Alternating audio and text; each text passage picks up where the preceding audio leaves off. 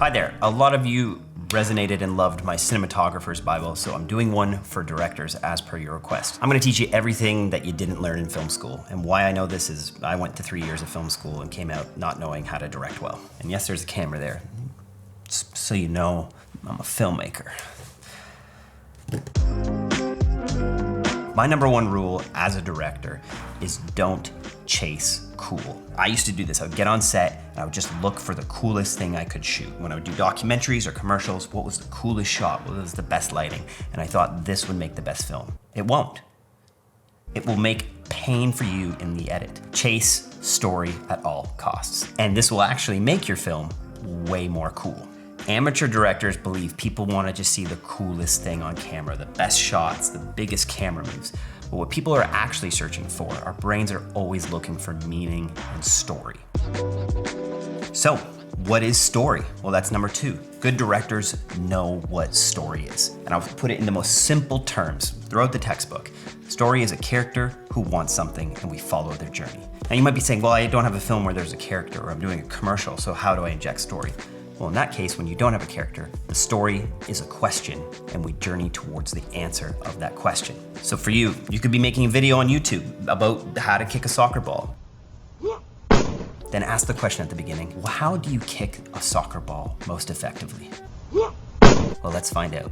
You've asked a question and now we're going on a journey towards it. But traditionally, a story has a character who wants something. There's a desire that could be emotionally or physically. They need to get somewhere or they want something emotionally. Then you show that journey and the obstacles they face. That is just the most simple way to tell a story. And if you can grasp that and look for that in every scene that you're shooting, you're gonna be making way better films than the guy or girl next door who has the coolest camera setup. I had a lot of people along the way tell me that I was insane or crazy. But deep down, I always knew this was something I had to do. Your number three tip as a director is that your most powerful tool is uncertainty. Now, I don't mean that you're uncertain with your vision as a director. What I mean is that you don't reveal everything right away in your film. If you show a film where the character is resolved and you kind of already hint towards their accomplishments at the end, well, then I don't need to watch the film. There's no conflict. I know it's all gonna turn out all right. I always say this, that uncertainty is currency. What I mean is you're buying more attention from the audience. They want to keep watching. And really great directors don't reveal everything right away, but they hint towards it. Kind of like this. You don't know why this is here, but I'm hinting towards something that's gonna happen. Always think in your story, how am I raising the uncertainty? Some people call this the stakes in the film. Is there more obstacles, or what are you introducing into the film to show that there's still more things in the way of your character accomplishing their goal? When you have this in, it creates tension in a film, and tension equals attention. People want to keep watching because they want to know how it resolves. They can't believe that it actually does. And you can do this in documentaries. And if you want to know more about the nuances of stories, go check out my YouTube channel. I have lots of videos where we break down the nuance of stories. Or really, if you really want to up that, just go to The Art of Documentary. It's our course. We have over 100 videos that just talk about this, how to tell stories. But now let's talk about our sponsor. I want to talk about today's sponsor today, and that is Anker. And I've been kind of nerding out here. I just got their 10-in-1 docking station. And I've hooked it up off my M1 MacBook Pro here to two monitors just here. I got my LG dual-up monitor as well as the 5K monitor going.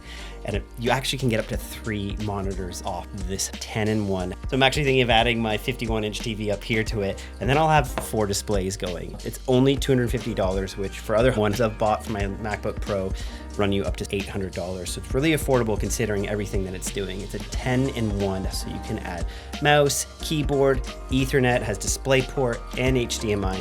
Why I really recommend using one in your workflow is it's just, you come in the morning to your office, you plug it in, and then suddenly you have a full, powerful workstation. And I really like that Anker's making affordable ones. They also have a 5-in-1 hub that I've added to my iMac, which is great because with the iMac, you're always trying to get behind it and figure out, am I pulling out the right cord? Am I putting the right one? But they've solved that with this little hub that just cinches onto your iMac. It actually just goes right into the vents. It's really easy to use, plug and play. And that hub is only $50.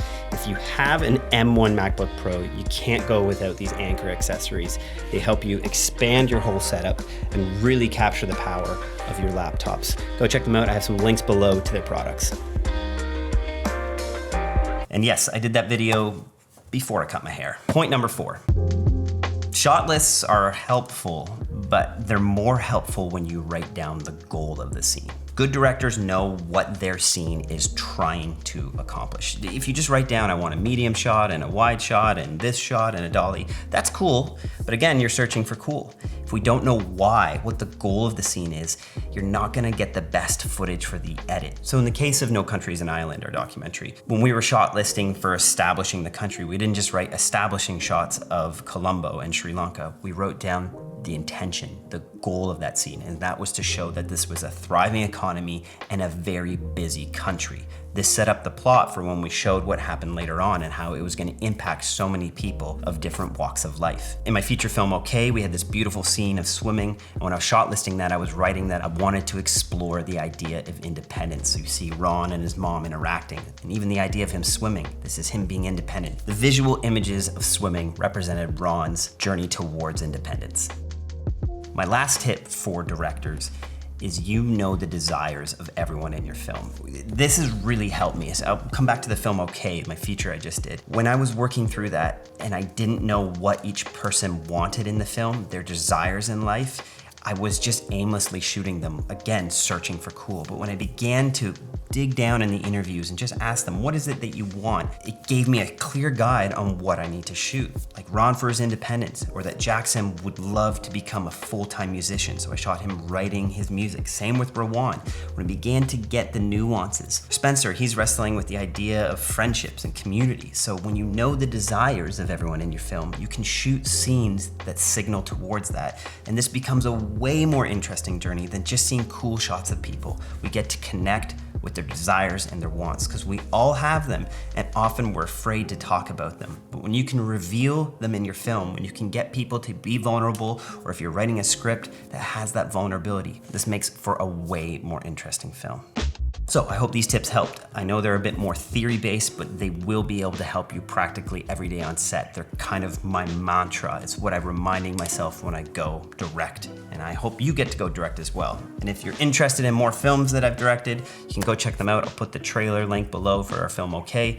We're touring that around the world right now. It's in lots of different film festivals. Can't wait for you to see it. Again, if you want to know more about directing, go check out The Art of Documentary or leave some questions below. I love doing these quick videos about tips to help you filmmake. See you in the next one. And also too, these are holes in my shirt. They're not my nipples.